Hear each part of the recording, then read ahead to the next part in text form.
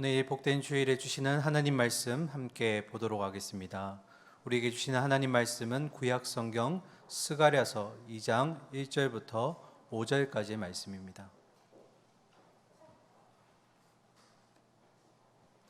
구약 성경 1314면에 있습니다. 스가랴서 2장 1절부터 5절까지. 내가 무엇을 두려워하리요? 라는 제목으로 담임 목사님 말씀 전해 주시겠습니다. 4절까지는 교독하시고 5절 우리 합독하도록 하겠습니다. 1절입니다. 내가 또 눈을 들어 본즉 한 사람이 측량줄을 그의 손에 잡았기로 내가 어디로 가느냐 물은즉 그가 내게 대답하되 예루살렘을 측량하여 그 너비와 길이를 보고자 하노라 하고 말할 때에 내게 말하는 천사가 나가고 다른 천사가 나와서 그를 맞으며 이르되 너는 달려가서 그 소년에게 말하여 이르기를 예루살렘은 그 가운데 사람과 가축이 많으므로 성곽 없는 성읍이 될 것이라. 다 함께 여호와의 말씀에 내가 불로 둘러싼 되며 그 가운데서 영광이 되리라. 아멘. 할렐루야. 우리 옆에 분들에게 이렇게 인사하겠습니다. 감사 성도가 됩시다. 감사 성도가 됩시다. 한 번 더 인사하겠습니다. 감격 성도가 됩시다. 감격 성도가 됩시다. 마지막으로 감탄 성도가 됩시다. 감탄 성도가 됩시다. 여러분, 제가 지난주에 말씀드렸죠. 감사하면 감격할 은혜를 주시고 감격하면 감탄할 은혜를 주시는 줄로 믿습니다. 아멘 하신 분들만 그런 은혜를 주셨으면 좋겠습니다. 제가 오늘 말씀 시작하기 전에 먼저 좀 양해를 좀 구해야 될 것 같은데요. 원래는 사실은 지난주 당회에서 다음 주부터 이 하절기 맞이해서 저희가 자율복장을 좀 하기로 했었어요. 근데 이제 제가 요즘에 이해력이 딸려가지고 지금 오늘부터인 줄 알고 제가 우리 교육자들하고 같이 오늘부터라고 제가 얘기한 거예요. 그래서 제가 아침에 한 장로님 만났는데 장로님 넥타이를 하고 오신 거예요. 그래서 오늘 자율복장 아니냐고 했더니 아니라고. 그래서 제가 너무 죄송한 거예요. 물론 장로님들은 다 괜찮다고 하셨는데 혹시나 제가 넥타이 없이 설교하는 것 때문에 오늘 설교에 집중 못하실 분 계실 것 같아서 제가 미리 사죄의 말씀과 죄송한 말씀을 드리고 말 나온 김에 여러분 다음 주부터는 저희가 저희 교회의 이 룰이 있잖아요. 그 룰대로 자율복장으로 예배하시면 좋을 것 같습니다.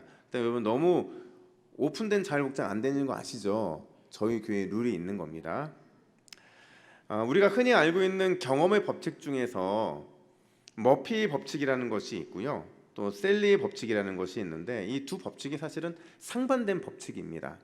경험의 법칙이라고 말하는 것처럼 우리가 경험에서 얻어내는 이 결과물들이거든요. 이걸 두 법칙을 우리나라 말로 좀 바꿔 말하면 꽝손, 그러니까 똥손이라고 있잖아요. 뭐만 되면 무조건 망가지고 문제가 생기는.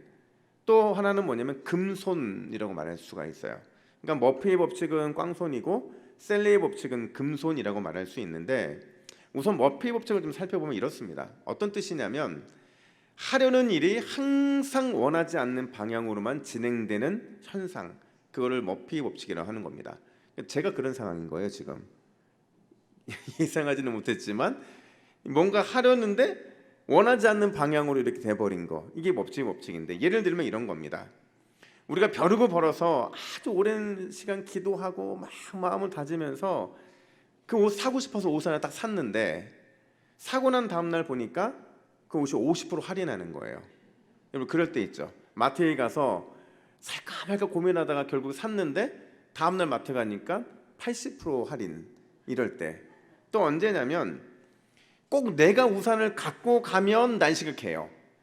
근데 내가 우산만 집에 놓고 가면 폭우가 쏟아지죠. 이런 게 머피의 법칙인 겁니다. 이런 법칙이 신앙생활에도 적용될 수 있는데요. 우리가 한 명 전도하는 게 얼마나 어렵습니까? 그 한 명 전도하려고 정말 노력하잖아요. 근데 몇 날 며칠을 기도하고 또 설득하고 밥사 먹이면서 어떻게 해서든지 교회를 데려왔는데 하필이면 그날 목사님 말씀이 좀 센 거예요.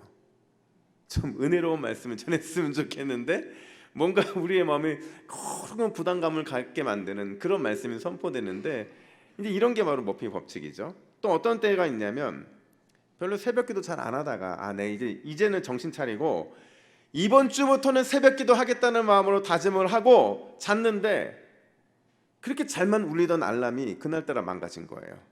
그래서 작심 1일 만에 그게 무너졌을 때 이런 게 바로 머피 법칙이라는 거죠. 그 반대가 셀레의 법칙인데 셀레의 법칙은 뭐냐면요, 자신에게 유리한 일들, 그러니까 좋은 일들만 거듭해서 나타나는 현상이에요. 이걸 또 다르게 표현하면 이런 거죠. 혹 나쁜 일이 벌어졌다 할지라도 오히려 그것이 전화위복이 되는 경우, 이게 바로 셀리의 법칙이라고 말을 하는데, 예를 들면 이런 겁니다. 아까 예를 다시 한번 든다면 친구가 옷을 사고 온 거예요. 근데 옷이 너무 예뻐. 그래서 어디에 샀냐고 묻고 막 물었는데 이제 나도 이제 그 옷을 사려고 갔는데 친구가 그 가격에 샀는데 저는 50% 할인이 되는 거예요. 전화해서 넌 얼마 주고 샀냐고 막 이러고 약 올리고 그러잖아요. 이게 바로 셀리 법칙인 거죠. 또 택시가 잘 잡히지 않는 지역인데 내가 택시를 타려고 하는 순간 빈 차가 하나가 오는 거예요. 이런 게 바로 셀리 법칙이라는 거예요.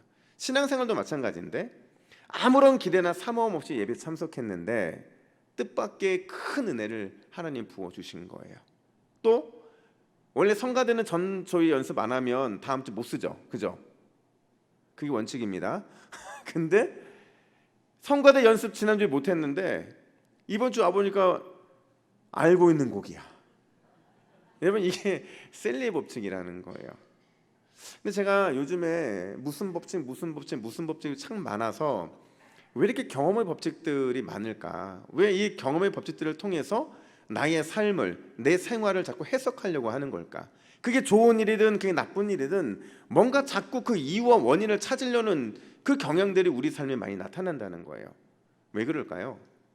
그 이유는요, 우리 안에 그냥 뭔가 불안한 거예요. 뭔가 내 안에 초조함이 있는 겁니다. 그래서 어떻게 해서든지 내 지금 현재와 미래에 대한 불안함과 초조함을 극복하길 원하는 거예요. 극복하면 뭐가 어떻게 되는데요?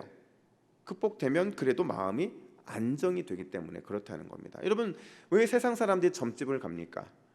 왜 세상 사람들이 자기의 미래에 대해서 그렇게 많은 관심을 갖느냐는 거예요. 왜냐하면 알면 그래도 마음에 평안이 찾아오고 안정이 되기 때문에 그렇다는 겁니다. 근데 여러분, 제가 알기로는 역사 이래로 죄가 이 땅 가운데 들어오고 나서 그 이래로 단 한 번도 우리의 삶에서 불안함과 초조함이 사라진 적이 없어요. 늘 우리의 삶은 불안하고 늘 우리의 삶은 초조할 수밖에 없어요. 근데 이 문제는 바꿔 말하면 오늘날 우리가 하는 고민, 우리가 하는 불안, 우리가 느끼고 있는 초조함은 우리만 느껴왔던 게 아니라는 거예요. 믿음의 선배들도 또 그 이전의 선배들 역시도 여전히 그 불안함과 초조함까지 살았는데 주전 538년에 바벨론 포로 생활을 끝내고 돌아오는 이스라엘 백성들의 마음도 이 불안과 초조함이 많았어요. 사실 여러분, 538년은 이스라엘 역사에서 굉장히 중요한 일입니다. 왜냐하면요, 538년에 자신들을 포로로 끌려간 바벨론을 멸망시키고 새로운 제국이 들어서는데 그 제국의 이름이 페르시아예요. 바벨론이 포로로 끌려갔던 사람들을 페르시아가 놓아주게 되는데 그 놓아주게 된 계기가 바로 고레스 칙령이 발표되기 때문에 그래요. 그러니까 그 해가 바로 538년인데 여러분 생각해 보세요. 지금 포로로 끌려간 상태에서 자신들 안에서 뭔가 자유로운 삶을 살아갈 수 있는 길이 열렸다? 포로민들의 마음이 어땠을까요? 너무 좋았을 겁니다. 너무 좋았을 거예요. 왜냐면요, 여러분 생각해 보세요. 포로로 끌려가고 나서 그들이 매번 했던 게 뭐냐면 바벨론 강가에 가서 흘러가는 물소리에 자신들의 기도를 담아낸 거였어요. 울고 기도하고 또 기도하는데 지금 고레스 칙령이 딱 발표되는 순간, 야, 하나님이 우리의 기도에 응답하셨구나. 하나님이 기가 막히게 우리의 기도에 응답하셨구나. 그 기쁨이 충만했을 거 아니에요. 덩실덩실 춤을 추면서 그 기쁨을 누렸을 텐데 시편 126편에요. 그 당시에 그들의 마음을 이렇게 표현해 주고 있습니다. 우리 126편을 같이 읽습니다. 시작. 여호와께서 시온의 포로를 돌려보내실 때에 우리는 꿈꾸는 것 같았도다. 여호와께서 우리를 위하여 큰 일을 행하셨으니 우리는 기쁘도다. 눈물을 흘리며 씨를 뿌리는 자는 기쁨으로 거두리로다. 울며 씨를 뿌리러 나가는 자는 반드시 기쁨으로 그 곡식단을 가지고 돌아오리로다. 할렐루야. 얼마나 기뻤을까요, 여러분? 근데 제가 저희가 한글 이 개역 개정 성경을 읽으면서 이게 막 안 와닿는 거예요. 저는 늘 그래요. 뭔가 이렇게 가장 와닿는 성경을 좀 찾고 싶은데 보니까 유진 피터슨 목사님 메시지 성경은요, 이게 진짜 제가 이걸 읽으면서 그 감흥을 표현하지 못할 만큼 정말 기쁨으로 이 내용을 번역해 놓고 있는데 뭐라고 하냐면 이렇게 말합니다. 꿈인가 생시인가 했지. 하나님께서 다시 시온으로 데려오셨을 때 우리는 웃음을 터뜨렸네. 노래를 불렀네. 너무 좋아 믿을 수 없어 했지. 우리 하나님은 정말 놀라우신 분, 우리는 그분의 행복한 백성. 절망 가운데 곡식을 심은 이들 환호성을 올리며 추수하게 하소서. 무거운 마음을 지고 떠났던 이들 하나님 복을 안고 웃으며 돌아오게 하소서. 이런 느낌이 오십니까? 얼마나 기뻤으면 덩실덩실 춤을 추면서 꿈인가 생시인가 할 정도로, 여러분 생각해 보세요. 1년 기도한 거 아니고요, 2년 기도한 거 아니고 정말 오랜 세월, 거의 50년 가까이를 이렇게 기도해 왔거든요. 근데 이렇게 기도하는 가운데 주님께서 그 기도에 응답하셨다는 게 얼마나 기쁩니까? 물론 에스라 2장과 느헤미야 7장에 보면 그 당시에 1차 포로로 귀환하고 있는 사람의 수가 끌려간 사람들에 비해서는 턱없이 부족한 게 맞습니다. 약 5만 명 정도가 그들이 이제 돌아오게 되는데, 근데 그럼에도 불구하고 그들은 기뻤던 거예요. 왜냐하면 하나님의 약속하신 약속이 성취였거든요. 하나님께서 그들에게 돌아올 것이라고 말씀하신 그 약속이 성취된 거거든요. 특별히 에스겔 선지자는요, 이 포로민 가운데 자기도 끌려가 있으면서 기도하다가 그발강가에서 놀라운 하나님의 이 계시를 봤는데 그 계시가 너무 생생한 거예요. 어떤 계시냐면 에스겔 48장 16절부터 17절 보면, 여러분 잘 보세요. 그 크기는 북쪽도 4,500척이요 남쪽도 4,500척이요 동쪽도 4,500척이요 서쪽도 4,500척이며 그 성읍의 들은 북쪽으로 250척이요 남쪽으로 250척이요 동쪽으로 250척이요 서쪽으로 250척이며. 이게 무슨 얘기냐면요, 하나님이 에스겔한테 그냥 야 너희 돌아갈 수 있어, 지금 예루살렘 새로워질 예루살렘 성이 세워질 거야, 이런 그냥 어떻게 보면 뜬구름 같은 이런 약속을 하고 있는 게 아니라는 거예요. 정확한 치수를 보여주면서 완전한 청사진을 그들에게 보여주는데, 이 메시지를 받았을 때 그 마음이 너무 기뻤던 거예요. 여러분 생각해 보세요. 포로로 끌려와 있는 상황에서 암울하잖아요. 근데 그들에게 너무나도 구체적인 예루살렘, 새로운 예루살렘이 세워질 것을 보여주는데 얼마나 기뻤겠습니까? 그러니까 인원이 좀 덜 오더라도 돌아갈 수 있는 기회를 누리는 것만으로 그들은 기뻤던 거예요.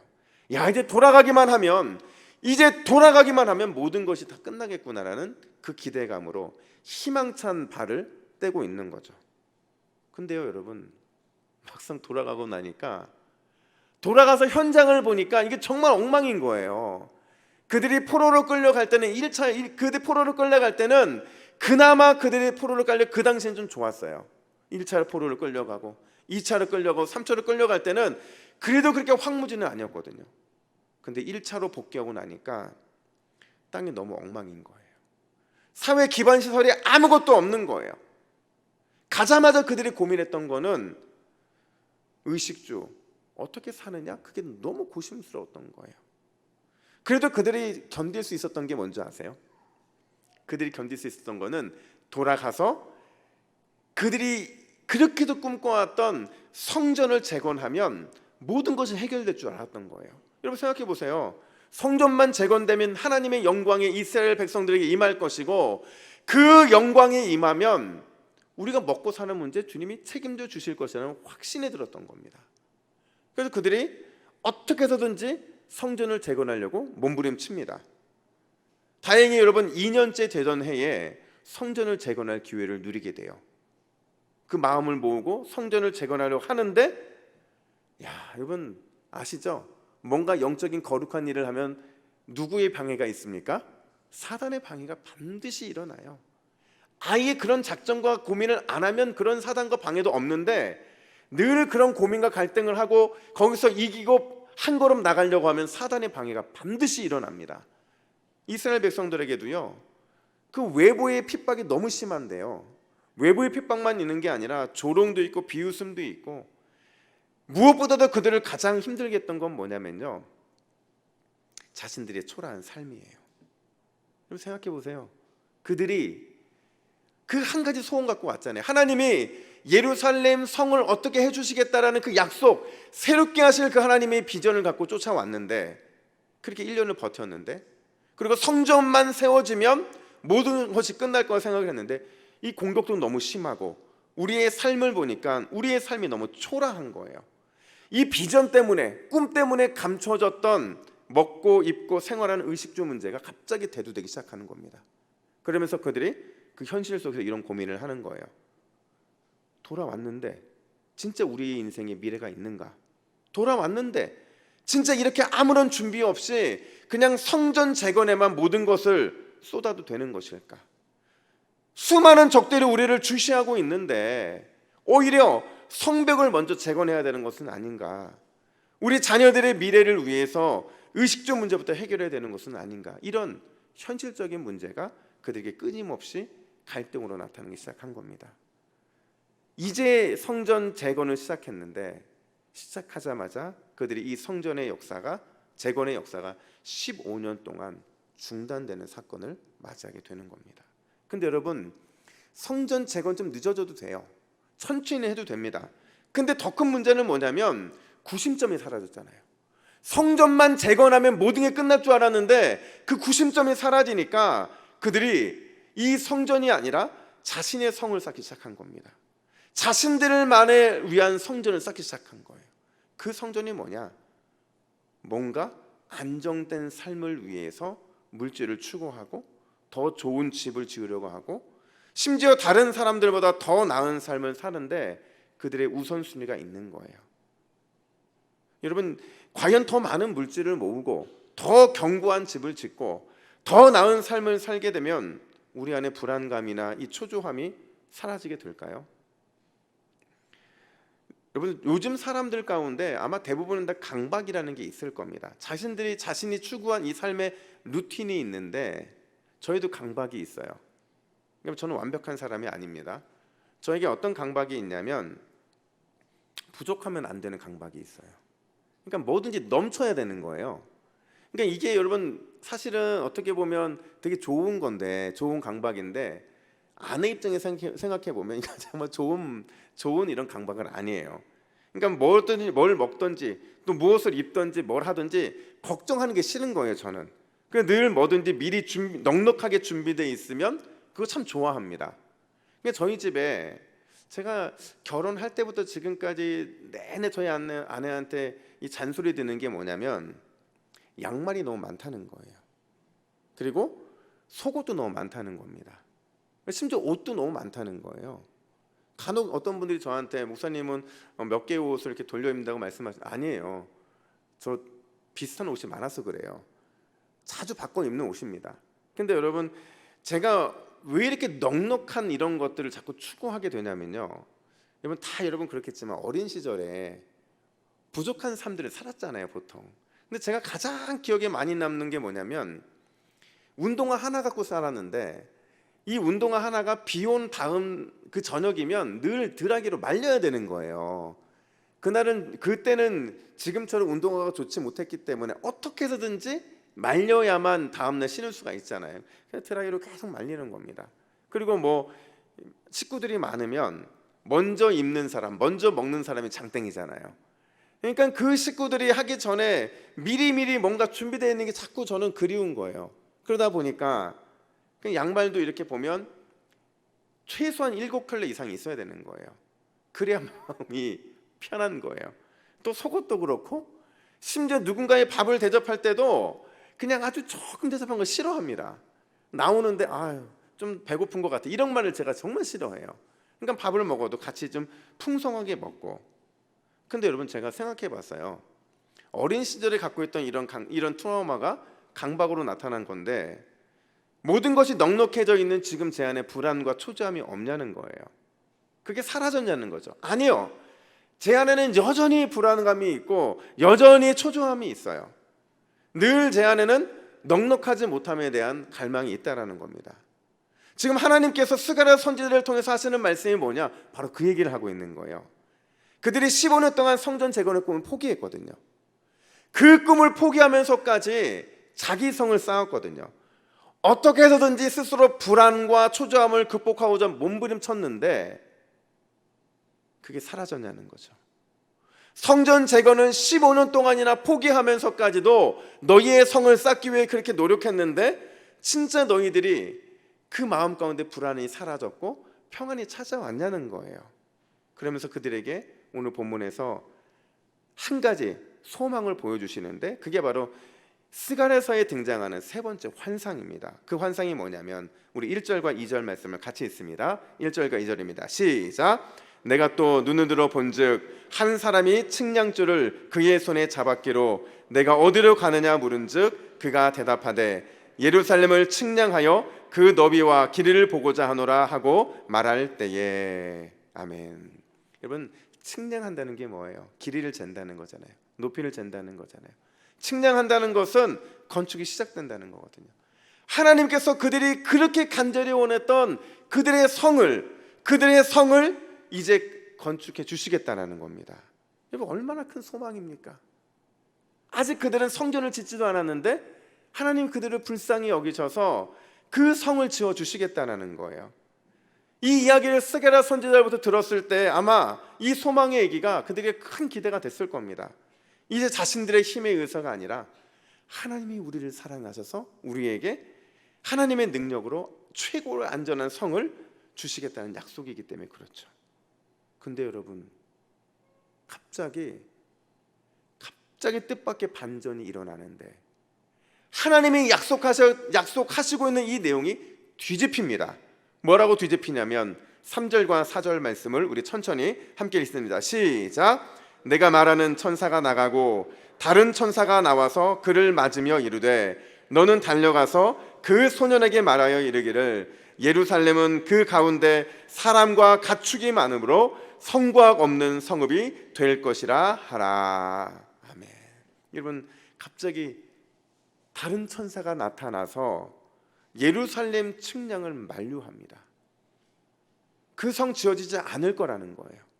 그러면서 뭐라고 얘기하냐면 그 이유가 하나님이 계획하고 계신 것은 뭐냐면 예루살렘이 성곽이 없는 성읍, 다시 말하면 어떤 성벽도 없고 어떤 성의 문도 없고 어떤 방어 시설도 없는 그런 도시를 만드는 게 하나님의 계획이라는 거예요.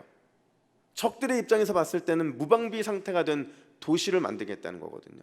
그것도 그 이유가 뭐냐면 성 안에 사람들과 가축들로 넘쳐날 것이기 때문이라는 거예요. 여러분 고작 5만 명 왔어요. 고작 5만 명 왔는데 성 안에 사람들과 가축이 또 얼마나 많겠습니까? 없어요 별로. 근데 그 가축이 넘칠 것이기 때문에 성곽 없는 성을 만드시겠다라는 겁니다. 아마 이스라엘 백성들 웃었을 겁니다. 비웃었을 거예요. 왜요? 그 당시 그 어떤 성을 보더라도 이런 성이 없어요. 이렇게 성을 지을 수가 없었다는 겁니다. 어떻게든 그 도시가 크든 작든 상관없이 나름의 완벽한 방어시설이 되어 있어야 성으로서의 역할을 하기 때문에 그래요. 성을 높이 쌓아야 되고요. 절대로 밖에서 열리지 않는 문을 만들어야 되고 그 문이 불탈 것을 대비해서 완전히 금속으로 다 감싸야 됩니다. 경비병도 있어야죠. 보초도 서야죠. 그래야 격dob이 안전장치를 해야만 마음의 평안을 얻을 수 있는데 아니 그래도 불안한데 지금 하나님이 말씀하고 계신 거는 정반대잖아요. 성벽 없는 성, 온통 사방에 뚫려 있는 문이 없는 나라를 만든다? 이건 여러분 안전을 포기했다라는 겁니다. 이스라엘 백성들이 느끼기에는 야 진짜 하나님이 우리를 사랑하는 게 맞나? 하나님이 우리를 사랑해서 여기까지 데려온 게 맞나? 이런 의심이 들 만큼 그 마음이 힘들었다는 거예요. 여러분 이게 어떻게 가능할까요? 어떻게 완전한 안전장비들이 다 사라졌는데도 불구하고 어떻게 그들이 이 무방비 된 상태에서 안전함을 누릴 수 있을 것인가? 그 이유에 대해서 오늘 5절은 이렇게 말합니다. 5절 말씀 같이 있습니다. 시작.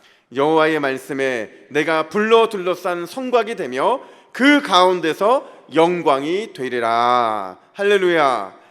여호와의 말씀에 하나님이 약속하시기를 내가 불로 둘러싼 성곽이 되며, 하나님이 불러싼 성곽이 되시겠대요. 그 가운데 하나님이 영광으로 임재하시겠다는 겁니다.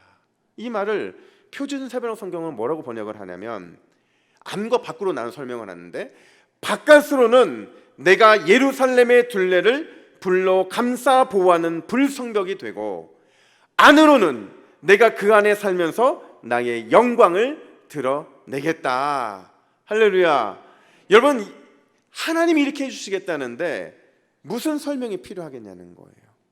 예루살렘 성이 그 어떤 안전장치도 없고 안전보온장치도 없지만, 그럼에도 불구하고 번영과 평안을 누릴 수 있는 것은 여호와 자신이 불로 둘러싼 성광이 되어 주실 것이고, 그 성벽 없는 성 안에 주님이 그 한가운데에 영광으로 임재하실 것이기 때문에 그렇다는 거예요.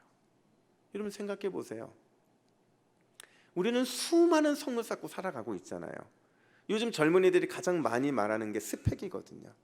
스펙이 뭐예요? 이거 기계적인 어떤 이런 표현인데, 기계의 성능이 완벽하게 갖추어진 걸 스펙이라고 하는데, 지금 우리는 기계를 따라가고 있잖아요.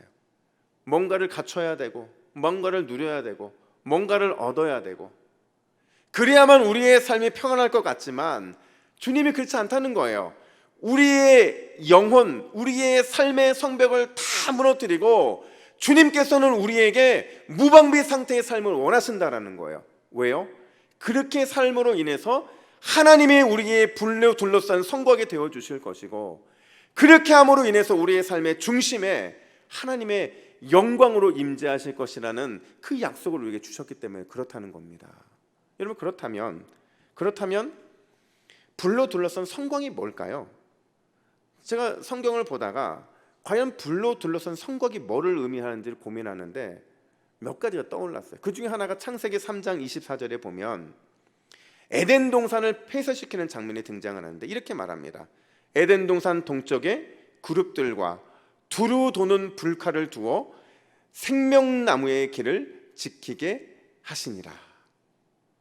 여러분, 에덴 동산을 지키는데요, 그 지킬 때 그룹들과 두루 도는 불칼, 화영검을 두었다고 말을 해요. 근데 한번 물어볼게요. 하나님께서 에덴 동산을 지키시기 위해서 화영검을 두셨는데 지금까지 에덴 동산이 뚫린 적이 있습니까? 없어요. 한 번도 에덴 동산이 뚫린 적이 없습니다. 이 무슨 얘기냐면, 화영검, 즉 불칼로 에덴 동산을 그 어떤 외부의 침입으로부터 강력하게 지켜주셨던 것처럼 하나님께서 성벽 없는 예루살렘, 성벽 없는 우리의 삶을 완벽하게 보호해 주시겠다라는 거예요. 오히려 우리가 성벽을 쌓는 게 주님이 우리를 지키신 것에 방해가 된다는 거죠. 또 어떤 의미가 있냐면, 출애굽기 13장 22절에 보면 너무 잘 아는 밤에는 불기둥이 백성 앞에서 떠나지 아니하냐 이렇게 말하고 있어요. 여러분, 광야는 어떤 곳이에요? 아무런 보호시설이 없는 곳이잖아요. 그 어떤 보호시설도 없는 광야에서 불기둥으로 이스라엘 백성들을 몇 년 동안 보호하셨다고요? 40년 동안. 이걸 한번 상상해 보세요. 여러분, 광야가 엄청 넓은데 수많은 사람들이 광야로 다녔을 거 아니에요. 이 나라 이 민족도 이곳을 다녔는데 밤만 되면 놀라운 광경이 펼쳐지는 거예요. 큰 불기둥이 한 곳에 머물러 있는데 너무 뜨겁게 보이는 불기둥이 이스라엘 백성들 진영 중앙에 있는 거예요. 여러분, 이런 민족을 어떻게 건드려요? 하루도 아니고 이틀도 아니고 40년 동안 단 한 번도 꺼지지 않고 불기둥이 그들을 보호하고 있는데 어떻게 그들을 공격하겠냐는 거예요. 여러분, 40년 동안 단 한 번도 꺼지지 않았던 불기둥이 주님께서는 오늘 우리에게 불로 둘러싼 성곽으로 나타나고 있다는 겁니다. 그래서 에스겔 선지자는 뭐라고 말을 하느냐, 불로 둘러싼 성곽이 우리와 함께 할 때 우리의 삶의 중심, 이스라엘 성 중심에 하나님의 영광이 나타났잖아요. 이걸 바로 여호와 삼마라고 합니다. 영광 가운데 하나님이 거기 계시다. 이게 에스겔 선지자가 하는 말이에요. 이걸 신약적으로 표현하면 뭔지 아세요? 임마누엘이에요. 임마누엘. 하나님이 변함없이 우리와 함께 하신다. 이 말은 함께 하심으로 둘러싸서 보호해 주시겠다라는 겁니다. 누가? 우리 구주 예수 그리스도가 우리를 그렇게 보호해 주시겠다라는 거예요. 근데 우리가 무슨 걱정을 하며 살 수 있겠냐는 거예요. 우리가 걱정을 해서 이만큼 키를 더한다 할지라도 그 걱정은 우리에게 아무런 도움이 되지 않는다는 거예요. 물론 저도 걱정합니다. 저도 고민합니다. 저도 늘 제 안에 불안이 있습니다. 근데 여러분, 주님이 오늘 본문을 통해 우리에게 원하시는 것은 너희가 불안과 너희가 조바심과 초조함과 하나님이 주지 않는 그 감정에 휩싸였을 때 불로 둘러싼 성곽을 기억하라는 거예요. 그 순간에 불기둥을 기억하라는 겁니다. 에덴 동산을 지켰던 화영검을 기억하라는 겁니다. 거기에 우리가 주님이 주시고자 하시는 완전한 영광의 보호하심이 있다라는 거예요. 제가 책을 보다가 김병삼 목사님을 아시죠? 만나교회 목사님이신데 이분이 쓰신 치열한 도전이라는 책을 보는데 거기에 어떤 기사를 재인용한 그런 글이 나와요. 그게 뭐냐면 전 스피드 스케이팅 국가대표였던 이상화 선수가 인터뷰를 한 건데요. 어떤 기자가 이렇게 물어봅니다. 이상화 선수, 도대체 당신한테 국가대표라는 게 뭡니까? 이렇게 물어보니까 이상화 선수가 잠깐 고민하다가 이렇게 대답해요. 국가대표요? 뭐 그냥 죽는 거예요. 여러분, 이 말이 무슨 뜻인 줄 아세요? 인간 이상화, 개인 이상화는 죽는 것이고요, 사라지는 것이고 국가대표 이상화로 살아간다는 거예요. 공인으로 살아간다는 겁니다. 여러분, 우리 모두는, 저와 여러분들은 하나님 나라의 국가대표인 줄로 믿습니다. 만약에 여러분들, 누군가가 여러분들에게 하나님 나라의 국가대표는 뭘 의미합니까? 라고 묻는다고 생각해 보세요. 한번 여러분이 저한테 이렇게 물어보세요. 양혁순 선수, 하나님 나라의 국가대표는 뭡니까? 한번 물어보세요. 자, 시작. 제가 뭐라고 대답할까요? 하나님 나라의 국가대표요? 그냥 죽도록 하나님의 보호하심만을 믿는 거예요. 그냥 죽도록 하나님 나라의 하나님의 보호하심만을 믿는 거예요. 이 말은 바꿔 말하면 무방비 상태로 살아가는 겁니다. 왜요? 하나님이 불로 둘러싼 성곽으로 우리를 보호하실 것이기 때문에 그렇죠. 이거를 한번 경험한 사람은 그게 얼마나 행복한지를 압니다. 내가 굳이 많은 물질을 모으지 않아도, 내가 굳이 크고 좋은 성을 쌓지 않아도, 내가 굳이 내 인생에 어떤 스펙을 만들지 않아도 나는 안전해요. 왜요? 불로 둘러싼 성곽이 나의 것이고 그 성곽 안에 하나님의 영광의 임재가 있기 때문에 그렇다는 거죠. 여러분, 성벽이 없다는 것은 우리에게는 또 다른 신앙의 도전이에요. 왜 그렇습니까? 우리의 생각과 우리 인생의 가치와 다르기 때문에 그래요. 보이는 이 벽이 아니라, 보이기는 높은 벽이 아니라 보이지 않는 높은 벽, 그 하나님만을 의지해야 될 숙제가 우리에게 놓여있기 때문에 그렇다는 겁니다. 근데 여러분, 하나님은 돌로 벽을 쌓으시는 것을 원치 않으세요. 하나님의 백성들이 돌로 벽을 쌓음으로 인해서 또다시 하나님과 벽이 생기는 것을 원치 않으신다는 거예요. 뭘로 그 벽을 쌓기를 원하시느냐? 하나님 스스로가 불로 우리의 벽을 쌓기를 원하신다라는 거예요. 그리고 그 안에 영광으로 우리의 삶의 중심에 계시기를 원하신다라는 겁니다. 여러분, 이번 한 주 우리가 어떤 신앙을 가져야겠습니까? 어떤 기도의 제목으로 근심 많은 세상, 염려가 많은 세상을 살아갈 수 있습니까? 불로 둘러싼 성곽이 우리 안에 있다는 거예요.